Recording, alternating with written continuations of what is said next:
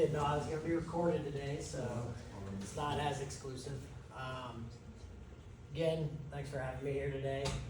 I know you guys probably had the opportunity to see Canine Chase and Porf Gallegos come in. About how long ago was that? No, he didn't come He didn't come in? in. You guys didn't have the other dog in here? No. Oh, I thought Carper said you guys hadn't seen him. He was scheduled, but it didn't happen because there was what's his name, body. Oh, okay. So maybe that was the other class I gotta see him. Probably. Okay. But yeah, and I was also scheduled a couple weeks ago to come in.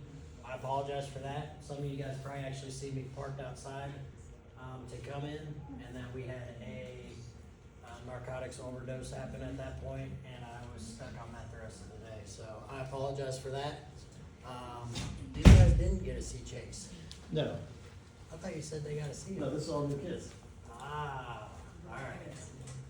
So we'll see about getting a dog in here to show you guys how they actually work. I thought I was just coming to give a presentation. We have another dog that'll come and, do some demos and stuff like that, so he's our newer dog. That could be any time. What? That could be any time. Yeah, honestly, that can be any day, cause I work day shift now, If so. the weather's nice, we can do it outside. Do we have a volunteer to take a bite? Right? Noted. You got that noted down? Yep. Alright, good deal. Alright, well, I'll get into it. Please ask questions along the way. Can you guys hear me in the back alright? Can you hear me good, Carp? Yep. Okay. Real quick, is anybody actually looking into law enforcement, fire department, first responding, anything along those lines as of right now? That's like your goal in life right now? You are? Anybody else? I know we have at least I was one. gonna say, I know one. Thinking about it? Okay. This is a phenomenal ordeal that Carper's got going on. That's why I'd come here anytime to come and talk to you guys if you have questions. For me, I've been on for about 7 years now, but he has my contact. If anybody wants to set up to come do a ride along, come see the police department. It's limitless. It's pretty cool once you get into that world, so. I'll get into it a little bit, but ask questions along the way, please. If something doesn't make sense or you want me to go back over it, just ask. I will go right back to it, okay? As he said, I'm canine handler Clayton Beckman. I was actually born and raised here. Went to Burlington High School, graduated here in 2007. So, yeah, that was a long time ago, thanks. But yes, this is I walked the same halls you guys are walking as well. Probably had a lot of the same teachers you guys are having as well, so been there, done that. This is my home. Graduated, like I said, in 2007. Went to the University of Iowa. While I was there, fortunate enough, I played rugby for University of Iowa for all 4 years. And then moved away. I moved to Kansas City, where I stayed and lived for about 5-6 years. I actually sold lumber there. A little bit different path that I went. I didn't get into law enforcement until I was 27 years old. When did you get in? You were probably 21? 24, so a little bit later, but we got kids now that are getting in right out of college that are 21, 22 years old. I had a little bit of life experience beforehand, so lived in Kansas City, moved back here in 2017 and became a police officer then. That also seemed like a long time ago. Went to the ILEA, the Iowa Law Enforcement Academy, and graduated there in August. Started as a officer then on the streets shortly thereafter. Who was your favorite training officer? My favorite training officer? I'm not gonna lie, I got kind of thrown to the wolves on that. I think I had Schwant, Merriman, and Cameron. Those are who molded me into who I am today. So, since I got on, I am part of the boat patrol, which is pretty cool. The tactical response unit, which is technically our SWAT team here. K9 Rico is also part of that team. crisis intervention team, honor guard. I'm on the fitness board for the police department. I'm a field training officer. For about a year ago, I got off of what we called our problem-oriented policing unit. So that was our two-man squad with Rico in the back.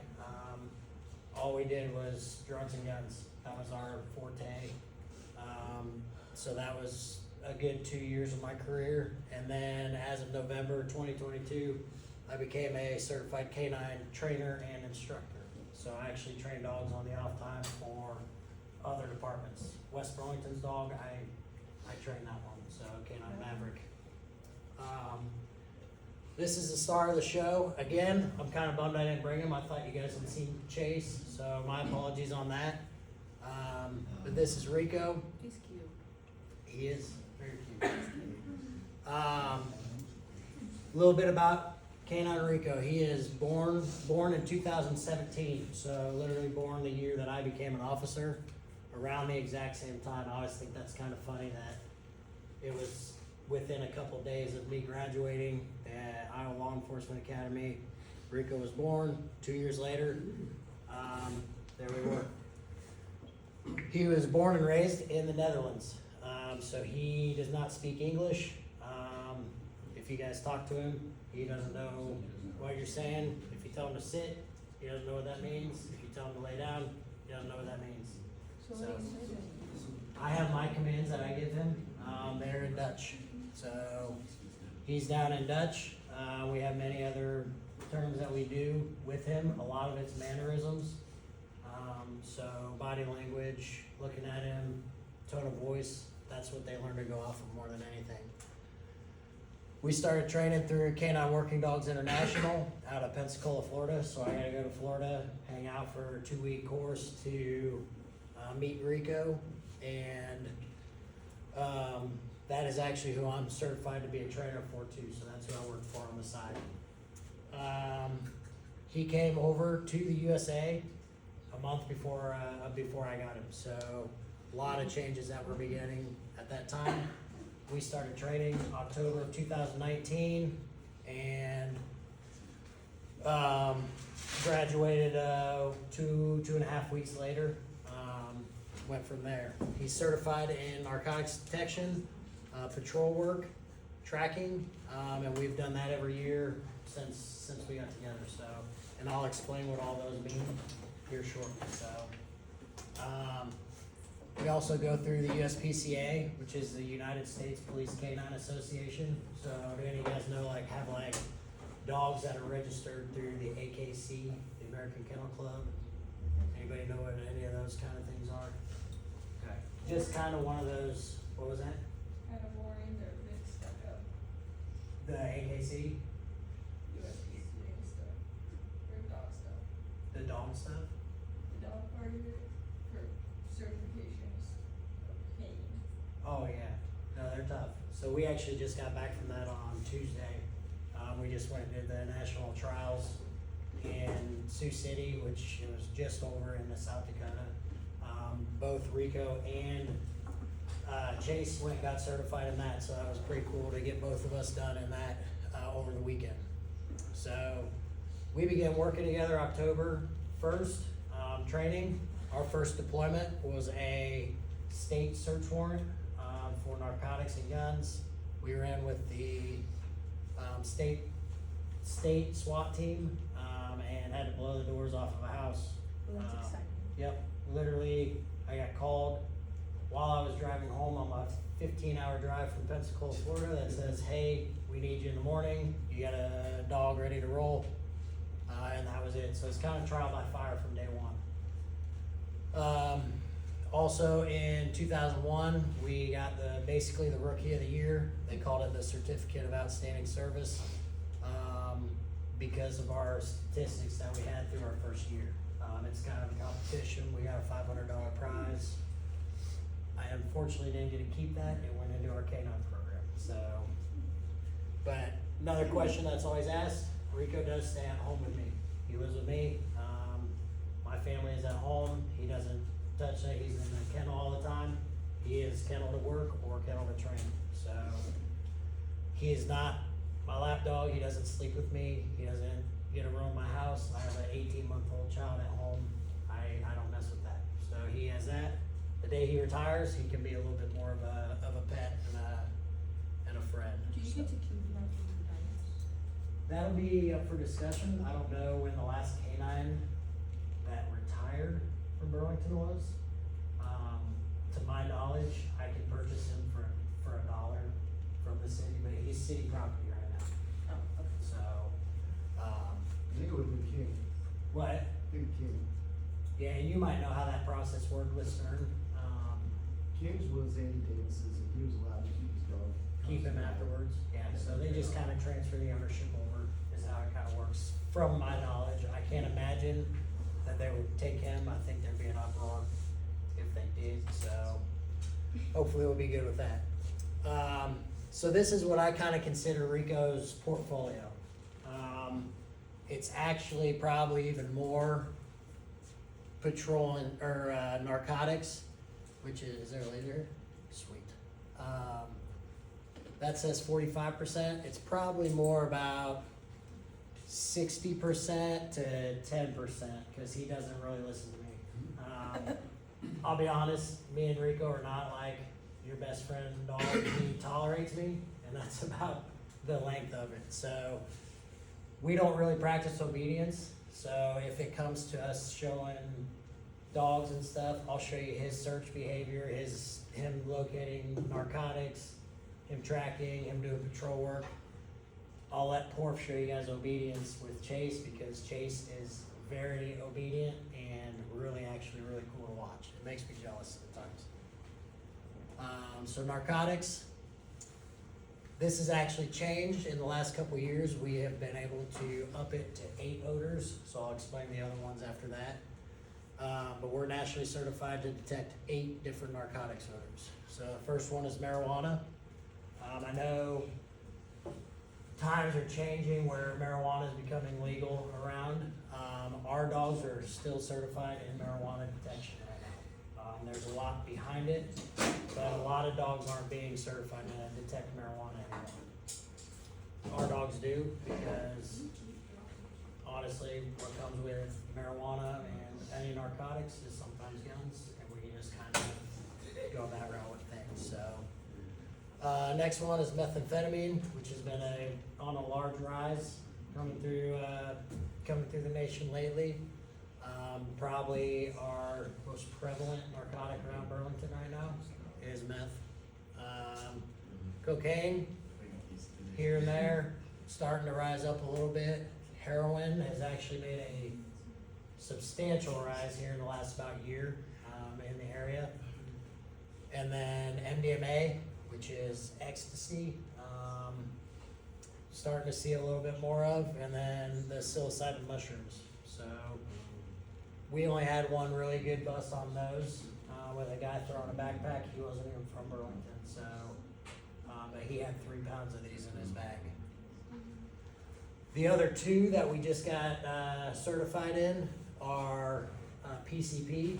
So him and Trace or Rico and Chase are trained and certified in PCP, and then the big one that has been coming on the rise like crazy is fentanyl. And so our 2 dogs are the only ones that are trained to detect fentanyl in the area right now. So kind of what? PCP is hard to explain. Hallucinogenic, isn't it? It's not a hallucinogenic. That's going to be your psilocybin, but it's it gets you very amped up. Anybody who's utilizing PCP is very like superhuman strength. It's wild. You'll see some of the videos if you guys ever like bath salts. Yeah. Very similar to the effects of bath salts. So we have those. What we call it is large odors and trace odors that they're trained to detect. So large odor is actually a measurable amount. So Officer Gallegos and I actually we were able to possess through the DEA We're licensed through the Iowa boards, the pharmacy boards, but we actually possess, an ounce of every one of these on the board right here. So we have an ounce of those in our possession at the police department. We're the only two that are certified to actually carry them and utilize them for our dog training purposes. Fentanyl and PCP, we don't actually have large odors of because of the danger of them right now. So those are used what we call scent logics. So they're actually just pieces of like silicone that sit in with the actual narcotic and that soaks up the odor. The other thing that we use is trace odors. Trace odors is, the easiest way I can put it is if I place a hot McDonald's cheeseburger on the table right here and then remove that burger, the burger is not there, but if you walk up to the table and smell, you can still smell that, cheeseburger. So it's residual odor. It's very minuscule amounts that you can't see, smell with your eyes, but dogs, because they have 400,000 times the odor recognition that humans do, they can still smell those. That's what we train with the most, and use those other odors to make those. If Canine Rico comes across one of these odors, we consider it him hitting his alert behavior, and that's just a change of behavior in his search pattern. So if he just runs through the front of this room, he should just walk through, do his sniffing. You won't see any behavior change, you won't see anything. If he comes across some sort of narcotic odor, doesn't have to be the actual thing, but the odor of narcotic, he'll start displaying a lot of behavior changes, which we learn to go off of. Most common reasons, traffic stops, that's our number one right there. Article searches, say somebody runs from us, tosses something, we go and walk through, clean sweep the area, make sure he doesn't have anything. Search warrants, those are getting bigger and bigger now because obviously we're getting some leeway and some leniency to be able to get into some of these places now. So all getting big. And then the final ones like bags of luggage. So train depots, the Greyhound bus, everything out there, those are all susceptible to, we can go run through the baggage areas and we can run through, and if there is an alert, all bags are susceptible to search on that. So different stuff. Again, traffic stops are number one. I would say that's 90 to 95% of what we do. So, and once you see some of the numbers later, it'll kind of blow your mind what we pull out of vehicles. Basically all we need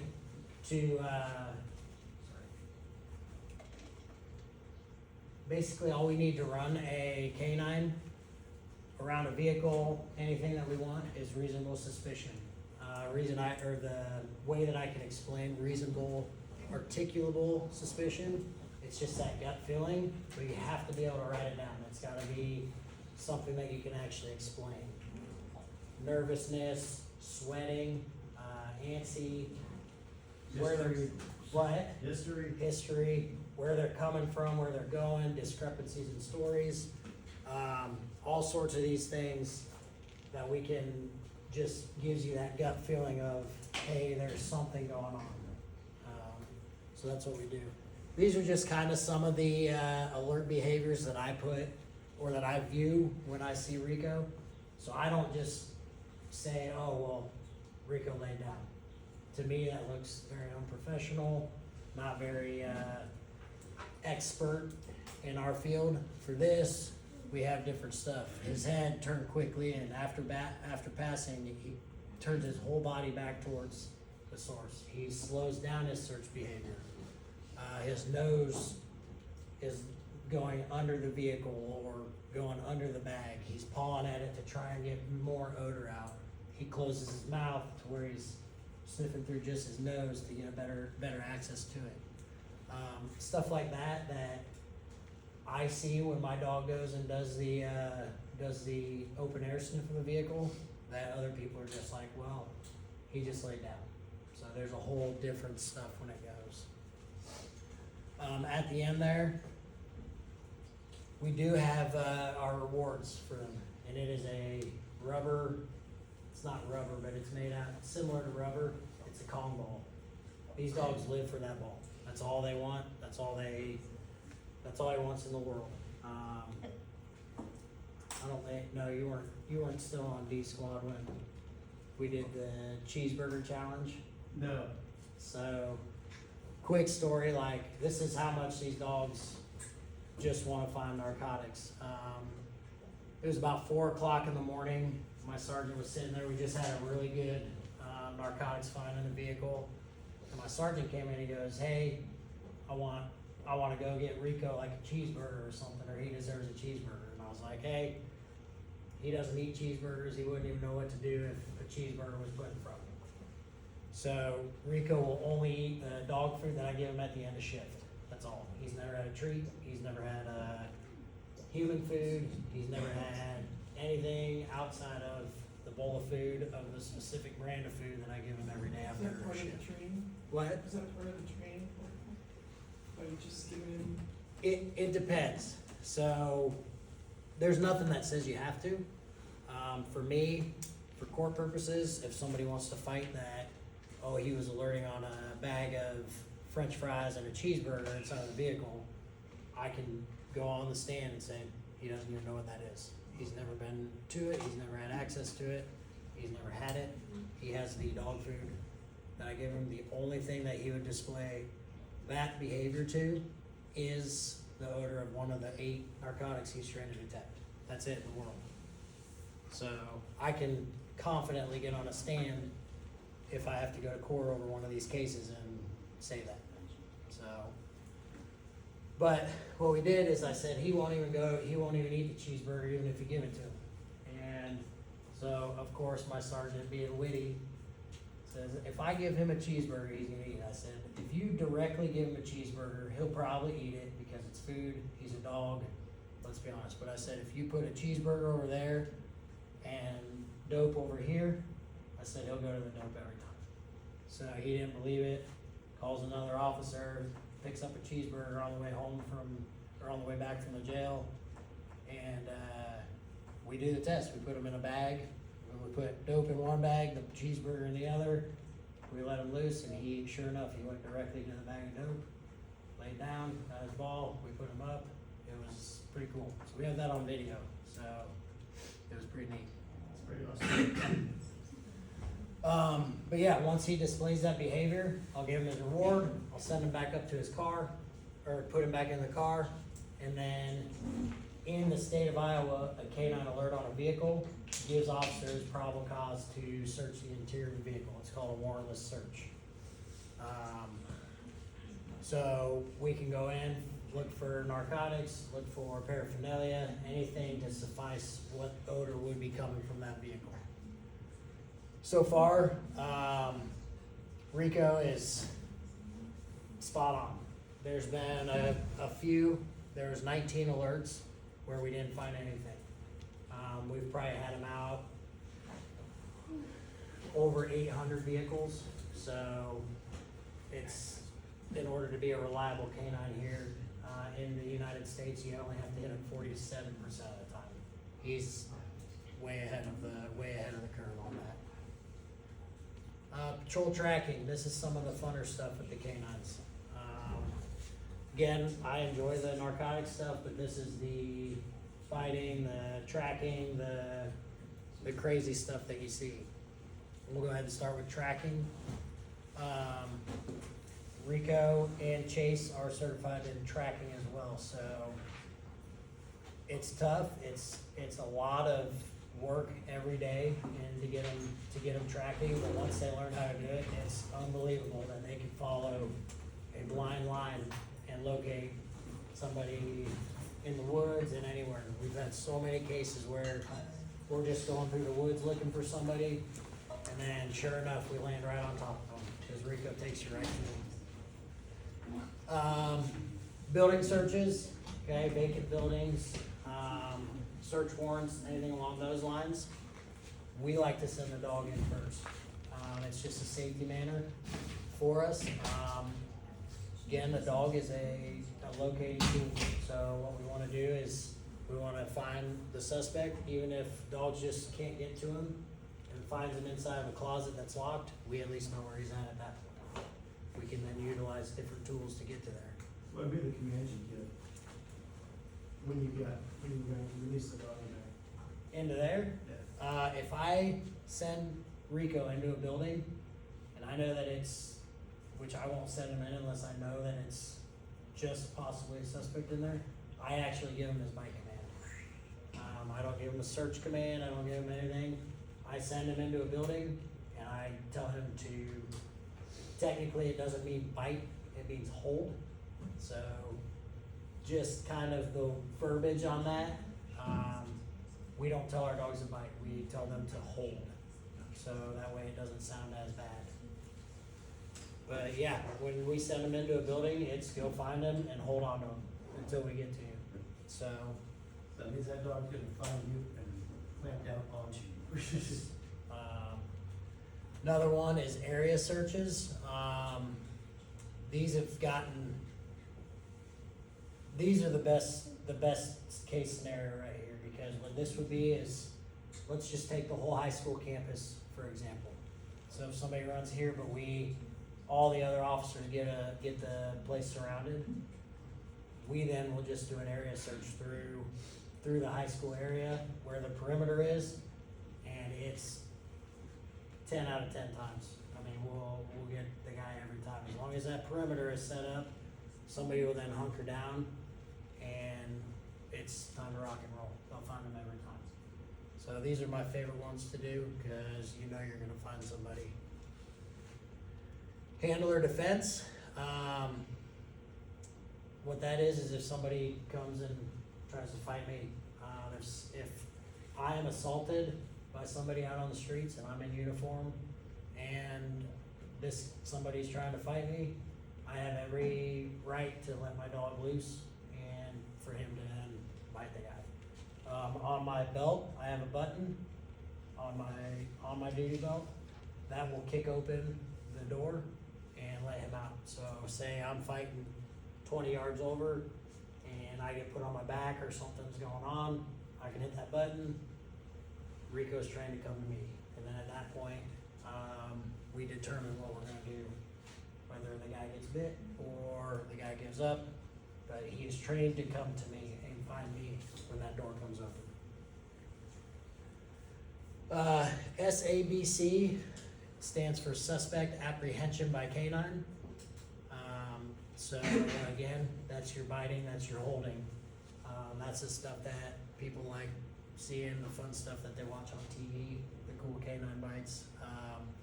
That's what we call those. The other one would be Suspect Apprehension by Presence, so SABP.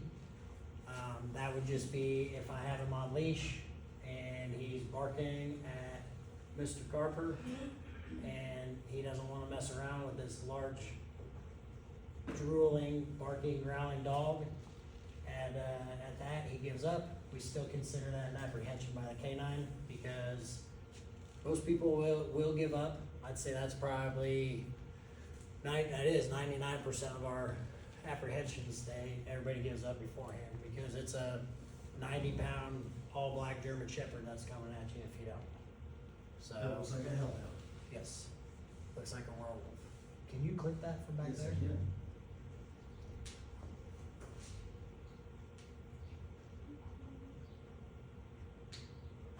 Think of that. Maybe.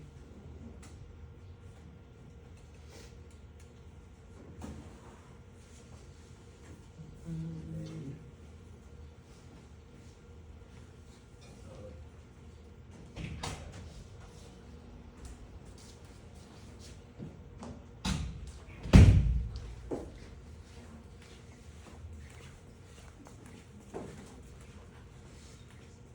If you just click on it, I can get to it.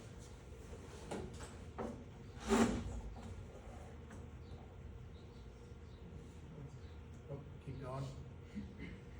Should be 25.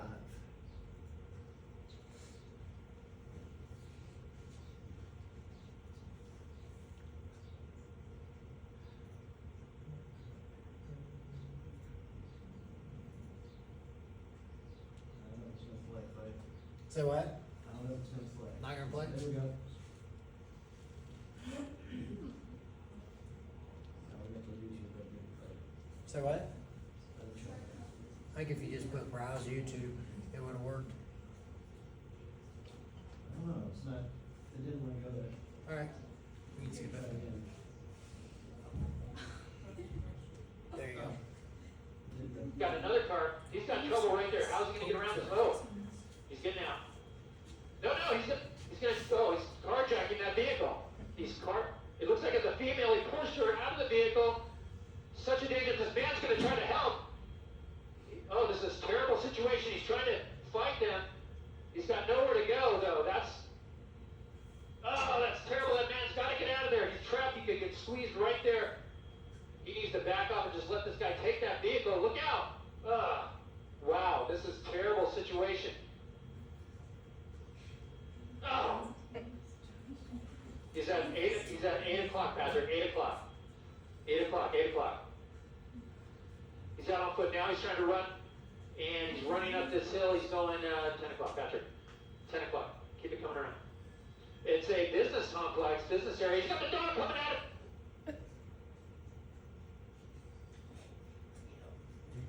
Takes him down right there, 12 o'clock, Patrick, 12 o'clock. The dog got him. The dog made the tackle right before he got into that business complex. Now he's fighting with officers. Look at that. Unbelievable. But now, thank goodness, this pursuit is over with the suspect putting up a fight with officers and a canine. But I'll be able to tell you in a moment here as the dog did his job on this guy, and Alright, you're now gonna. they're likely going to need a ambulance for him. It looks like he might be bleeding. So something that you can see in that, the biting is not a violent manner from these dogs. The dogs are not violent towards it. This is their biggest reward possible. So if you could have seen, his tail was wagging back and forth. So what it is how they're trained is that it's a reward when you hold on to that person. So 95% of police canines are not mean, aggressive, nasty dogs. They're just very well trained and very good at what they do. And that's the difference between it. They're not vicious dogs that are after everybody or anything like that. We could have Rico run around in here right now and he wouldn't do anything but be searching for, probably searching for drugs. That's just what he does. So that's kind of the areas of our patrol and tracking. When we do our training on our tracking, we never do any sort of bites at the end, because if there's a kid that walks off, dementia patients that walk off, we don't want them to sit there and know or think that they're getting a bite at the end of that. So finally, the last one is obedience. Basic calls that I have for them is sit down, heel, stay. I don't even use stay anymore. We do command to hold, which is his bite, command to release, which is him to let go, his search, which would be narcotics, and then his track. Those are the only commands I have. There's seven commands that I even have to give him.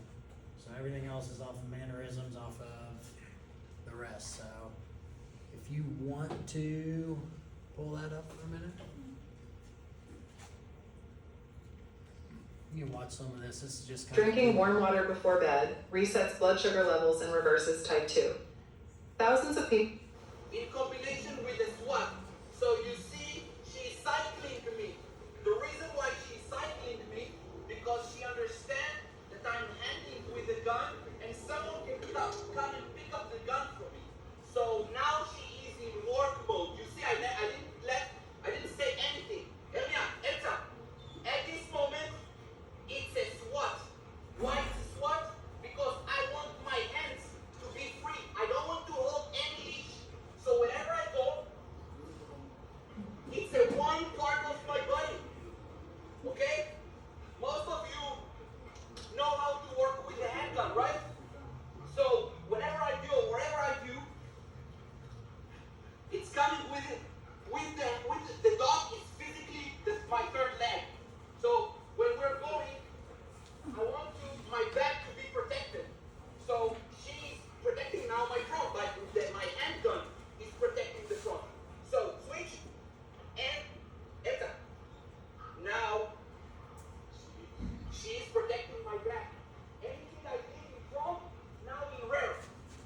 So this is like extreme cool obedience that dogs do. Rico can do all the way in between my legs. I taught him that on my own. He's just not as low key as this dog is. But you can see that dog's not moving from that person's side for a very long time. Enter. Middle side. Lay out. Right side. The dog That is years upon years upon years of training. That dog has probably only done that in her entire life. Switch. So Enter. How Landing. old is Eight. Rico's gonna be 7. You saw it? Eight. Which means the dog can operate. Carp, you can touch him off. I just wanted to show him a little bit. He just kind of rambles on with it for a little bit. How old will they get before they retire? It depends. So that 5 to 8 years is where most canines will retire, or they'll start to swamp them out. We kind of just got started on our cycling through. We want to do about every 3 years get a new dog in, so we'll kind of have that'll give them kind of a 8 to 9 year span. So like Rico, like she just asked, Rico's about 7 years old now. He's got 5 years on the street. So within the next 2 to 3 years, he will probably be retiring. Well, we just got Chase last August. So by that time, it's another 3 years. He'll be that 4-year range. So we can still have a kind of an old dog, a veteran dog, and then get kind of that new, spunky, ready to go land shark back on the streets as well. So that way, we always have a program that's going. Everybody knows what's going on. Next guy comes in. So kind of that 5 to 8 years is where they kind of look. But some of the dogs that were just at the trials over the weekend, 10 years old. I mean, so it just depends on the dog. Shepherds, unfortunately, the way that they're built and their bigger stature and the way that their hips are located and kind of curved at the back, they'll usually run into some hip issues a little bit early on.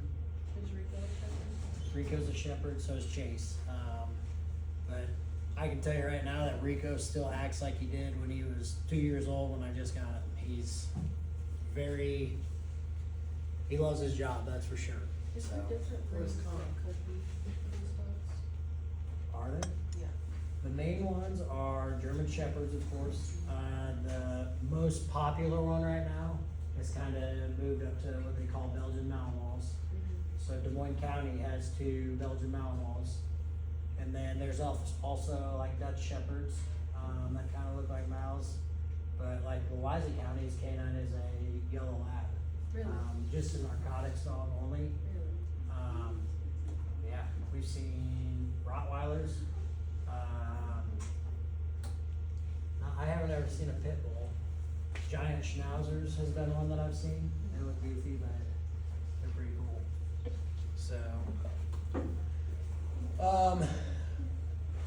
So again, these need to be updated a little bit. I apologize. But again, our first deployment was with the Iowa State SWAT team on October 14th of 21. I think that is wrong. That should have been 2019. But that was literally, we got home at about midnight from the drive, and then we were out meeting them at 5 a.m. to go and do our first deployment, so pretty cool. Since then as well, we've also done our TRU team, and then I actually had the opportunity to run with a federal SWAT team on an incident that happened here where the feds were in town, and they had a $50,000 robot that they tried to send into a basement. It fell down the basement and got stuck upside down, so they called and said, hey, we need your dog. So that was pretty cool. This just got switched a couple months ago. I am now daytime B squad, and that's 7 a.m. to 7 p.m. But for the majority of our career, I've been on nights. The whole career, I've been on nights.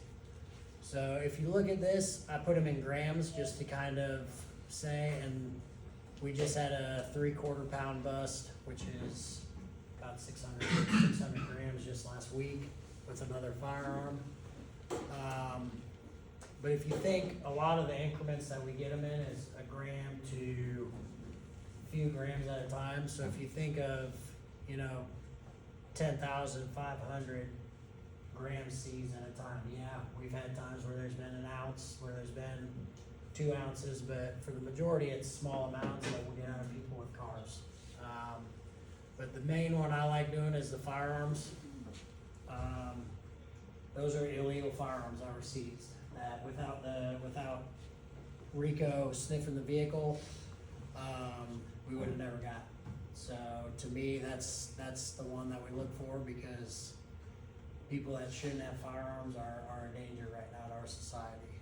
So, and I can't even count the amounts of paraphernalia, being pipes, scales, bags, plates, all the above with that. This is a little bit higher. That was probably January that we had that, so that's probably up to about 850 something.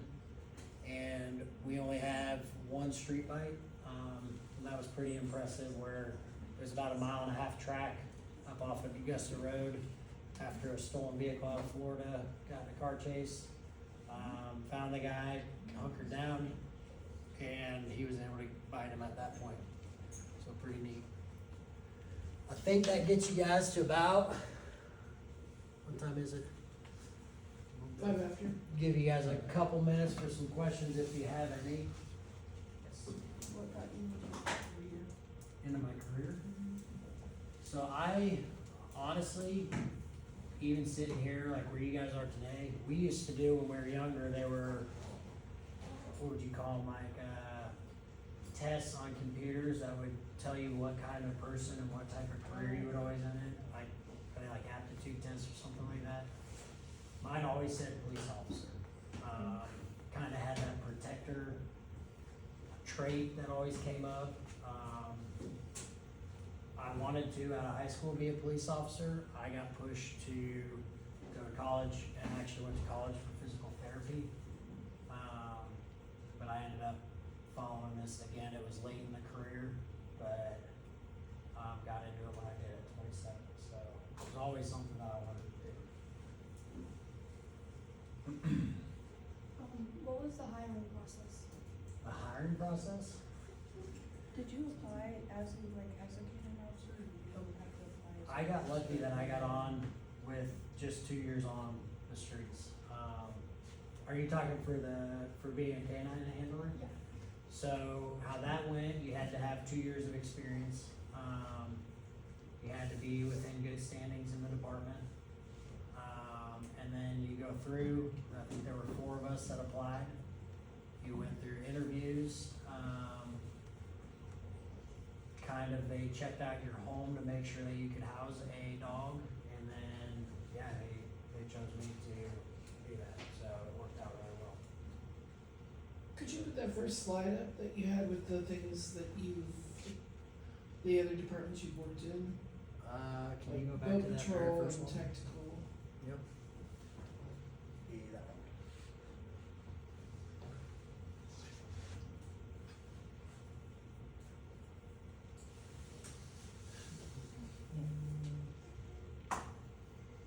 Thank you. Yep. Yes. How's it affected your family life being a canine? Oh, it's been crazy. So up until August, I was on call 24/7.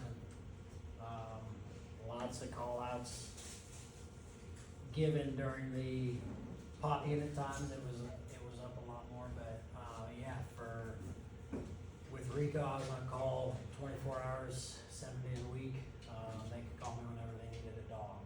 Now, fortunately, we now have 5 dogs in the area, 2 just with the police department, but yeah, it takes a stress on the family. Just not being there, having to stay late. Obviously, a lot of people know who we are, being Rico and I, just from dealing with some of the bad guys and gals out there. He's put a lot of lot of arrests since he's been on the street, so.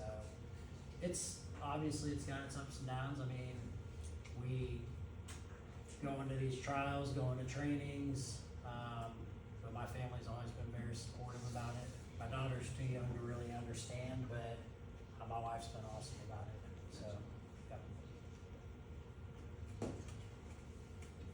Anything else? Well, So then when you're not looking or, busting, do you just prefer? yep, so technically I am still on normal patrol for the police department. We don't have any specific duties that we do as a canine handler. You just kind of have the dog with you? Yep, I and did you get a for, call, right? so, but if I'm out and about, I mean, I'm not as much of a like traffic cop, so if I'm stopping cars, it's actually looking for narcotics or a reason to use my dog.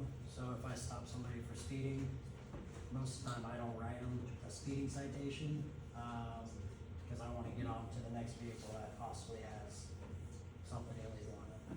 So, a little bit different of how the leniency is on our department for the canine handlers, but we still do the same job as the other officers. And the canine car is automatic, right? Nope, it does have ghost lettering on it. Yep. But it doesn't have like the lights on the top, Nope, it's doesn't have a inside. white bar on top. So they wanted the canine cars to be separate or different from the other ones. That was just what the supervisors wanted, so, but, pretty I knew it cool. was different, I just wasn't sure. Yep.